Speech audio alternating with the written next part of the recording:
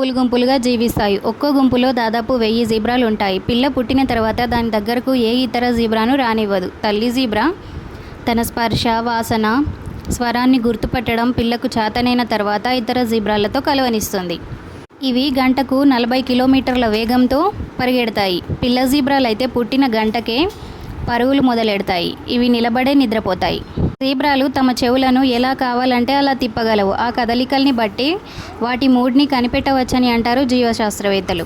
వీటిని పట్టుకోవడం చాలా కష్టం, ఎందుకంటే ఇవి తిన్నగా పరిగెత్తవు, అడ్డదిడ్డంగా పరుగులు తీస్తుంటాయి. అందుకే ఓ పట్టాన దొరకవు.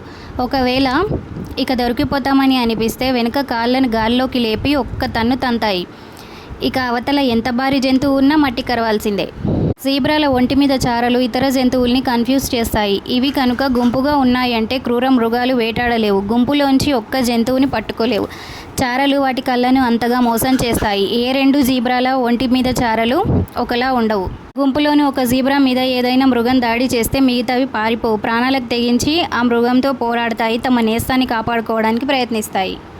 జీబ్రాలు మహా తెలివైనవి, శత్రువుల్ని భలే మోసం చేస్తుంటాయి. ప్రధాన శత్రువులు సింహాలు, హైనాలు. అయితే వాటికి కలర్ బ్లైండ్నెస్ ఉంటుంది కాబట్టి పచ్చ రంగును గుర్తించలేవు. అందుకే ఒంటరిగా ఉండాల్సి వచ్చినప్పుడు జీబ్రాలు పచ్చటి పొదల మాటునో ఎత్తైన గడ్డి దుబ్బల మాటునో ఉంటాయి. కంటి నిర్మాణం చాలా ప్రత్యేకంగా ఉంటుంది. ఒకేసారి రెండు కళ్ళతో రెండు దృశ్యాలను చూడగలవు ఇవి.